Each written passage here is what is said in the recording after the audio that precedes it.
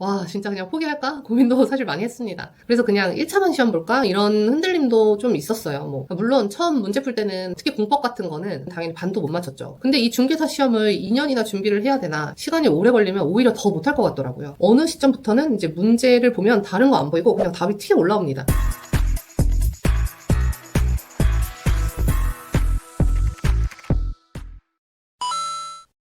오늘 영상에서는 부동산 노베이스에서 단기간에 공인중개사 시험 합격할 수 있는 실전 노하우에 대해서 말씀드리려고 합니다. 만약 지금 매일 강의를 듣고 계시지만 이걸 언제 다 하지 하고 좀 막막하시다는 생각이 든다면 오늘 말씀드릴 이 5가지 노하우가 분명히 도움되실 거라고 생각합니다. 중간에 지금 여러분이 당장 필요한 그런 선물도 준비해놨으니까 끝까지 시청해 주시고요. 그럼 지금부터 구체적인 공부법과 노하우를 단계별로 알려드릴게요. 첫 번째는요, 온라인 기초 입문 강의입니다. 아마 대부분 인터넷 강의로 이 중개사 시험을 시작하실 텐데요. 저도 초반에는 어디서부터 어떻게 시작해야 되지 싶은 마음에 우선 민법이랑 공법 이 2가지가 제일 어렵다고 해서 딱 이 2과목만 기초 강의부터 먼저 들었어요. 본격적으로 공부를 시작한 건 5월이지만 그 전에 약 2달 정도는 민법, 공법 딱 이 2과목만 2배속으로 빠르게 돌려보면서 뭘 배우는지 그냥 그 흐름만 익혔습니다. 기초 강의를 들으실 때는 내용을 이해하려고 하기보다는 그냥 감만 익힌다는 느낌으로 접근했었어요.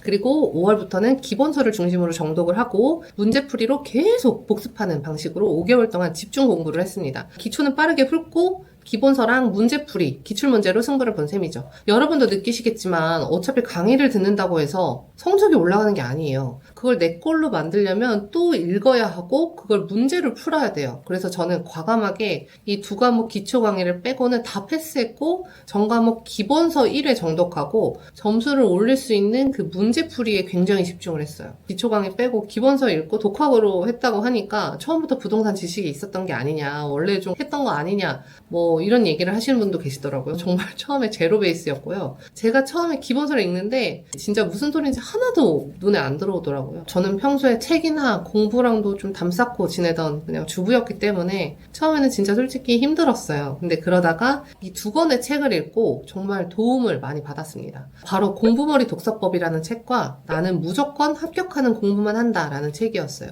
이 책을 읽고 나니까 자격증 시험 공부를 하기 위해서는 이 텍스트를 읽어내는 힘이 정말 중요하다라는 걸 깨달았고요. 출제 비율이 낮은 파트는 그냥 과감하게 버리는 전략도 이 책들에서 배웠어요. 특히 공인중개사 시험은 한정된 시간에 객관식 답을 찾아내서 골라내는 시험이잖아요. 그래서 자주 등장하는 지문을 누가 빠르게 잡아낼 수 있는지 그걸 달달 외우는 게 아니라 얼마나 내 눈에 익숙하게 만드는지가 진짜 중요하더라고요. 2번째는 문제풀이입니다. 저는 앞에서도 얘기했지만 진짜 문제풀이에 시간을 많이 들였어요. 기본서 안에 있는 문제는 작은 문제까지 다 풀었던 것 같아요. 어차피 우리가 보는 중개사 시험은 주관식이 아니라 객관식 시험이잖아요. 그냥 지문에서 정답을 찾아내면 되는 거죠. 그래서 문제에 나오는 지문에 익숙해지는 게 중요하다고 생각을 했어요. 다 알고 물론 문제를 맞추면 제일 좋겠지만 그것보다는 그 지문에 익숙해지고 익숙한 답을 골라내는 그 훈련이 더 중요하다고 생각했어요. 그래서 최대한 문제를 많이 풀어보고 틀린 답은 따로 표시해뒀다가 이제 시간이 날 때마다 정답지를 훑어봤었어요.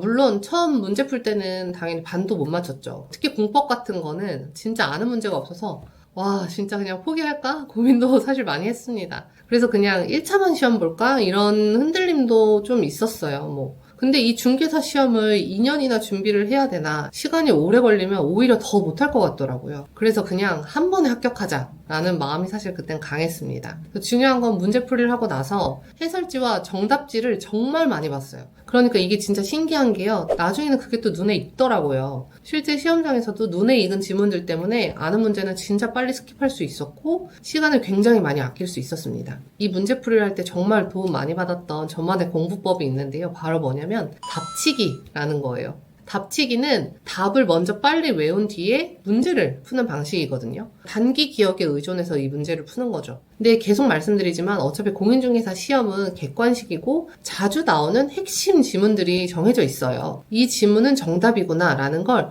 여러 번 보다 보면 실제 시험장에서도 익숙하게 그 지문들을 찾아낼 수 있는 거죠. 근데 이게 왜 효과가 있냐면 문제집을 여러 번 풀면 풀수록 똑같은 내용이 결국 계속 반복해서 나와요. 처음에는 이렇게 한다고 될까 싶을 수도 있는데 시간을 가지고 계속 해나가다 보면 어느 시점부터는 이제 문제를 보면 다른 거 안 보이고 그냥 답이 튀어 올라옵니다. 이렇게 익숙한 지문들도 나오면서 조금씩 실력이 올라가는 겁니다. 정확히 말하면 부동산 실력이 는다기보다는 답 찾는 능력이 올라가는 거죠. 이 공부법에 대해서는 더 자세하게 설명을 하고 싶은 부분이 많은데 이 영상 하나로는 다 담기에는 너무 길어질 것 같아서 제가 예전에 공인중개사 공부법에 대해서 전자책으로 써놓은 게 있어요. 그래서 구독자님들께 무료로 보내드리려고 합니다. 신청 링크는 고정 댓글로 달아놓을 테니까 필요하신 분들은 신청해 보시면 좋겠습니다. 네 번째는요, 100점을 목표로 공부하지 않는 거예요. 이 공인중개사 시험은요, 절대평가고 평균 60점만 넘으면 합격하는 시험입니다. 그러니까 다른 전문직 시험들과는 사실 좀 다르다는 거예요. 만약 이 시험을 100점을 맞으려고 공부한다면 진짜 2년 넘게 걸릴지도 모릅니다. 근데 그런다고 이게 중개 실무에 도움이 될까요? 전혀 그렇지 않아요. 여러분도 현업에서 일을 시작하시겠지만요, 실제로 자격증 공부할 때 배운 것들이 실무에서 크게 도움이 되지 않아요. 그러니까 쉽게 말해서 시험에서 배우는 지식과 실무 지식은 다르다는 겁니다. 그러니까 내가 중개를 잘하고 싶으면 시험 합격하고 또 어차피 새롭게 배워야 되는 거예요. 물론 60점을 커트라인으로 잡고 딱 합격한다는 것도 쉬운 일은 아닙니다. 만약 60점을 목표로 해서 공부를 했는데 뭐 59점, 58점 이러면 불합격이니까요. 그러니까 좀 여유 있게 65점에서 한 70점 정도를 목표로 하면 제일 좋을 것 같아요. 결국엔 부동산학 개론과 같이 쉬운 과목에서는 점수를 최대한 합격 확보를 하시고요. 공법같이 어려운 과목은 꽈락만 피하면 된다는 거예요. 그리고 고난이도 문제, 심화 문제 이런 것까지 모두 맞추려고 하지 마시고 그런 문제들은 그냥 보내주는 거죠. 그렇게 전략적으로 공부를 하면 훨씬 공부할 때 마음도 편해지실 거예요.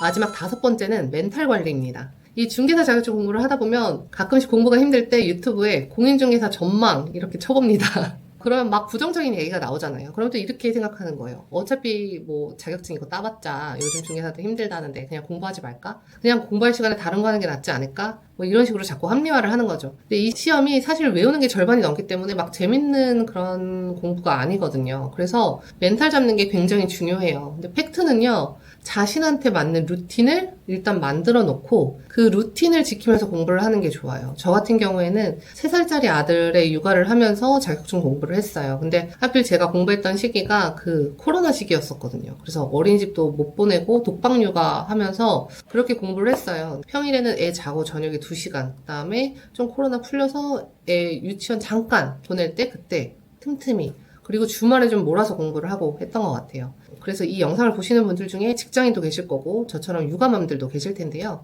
중요한 건 각자 상황에 맞춰서 언제 시간을 낼 수 있는지 그걸 먼저 파악을 하시고요. 그 시간에 좀 집중해서 공부할 수 있는 루틴을 잡는 게 더 좋습니다. 이 공인중개사 공부는 멘탈 게임이거든요. 그래서 이왕 공부를 해야겠다고 마음을 먹으셨다면 그냥 다른 거 생각하지 마시고 합격만 생각하셨으면 좋겠어요. 공인중개사 아무리 힘들다고 하더라도요. 제가 해보니까 1년 버티기가 힘들고 1년 정도 지나면 그래도 이제 먹고 살만은 합니다. 그래서 자격증 따고 나시면 제가 중개 실무에 대해서도 많이 알려드릴 테니까요. 일단 먼저 공부부터 하시고 합격부터 하시자고요. 아직 자격증은 따지도 않았는데 실무 걱정하지 마시고요. 오늘은 제가 공인중개사 자격증 현실적인 팁들을 공유해 봤는데요. 저는 사실 60점 초반으로 정말 아슬아슬하게 붙었어요. 그런데 만약 제가 처음부터 고득점을 노렸다면 저는 아마 공부하다가 지쳐서 포기했을 것 같아요.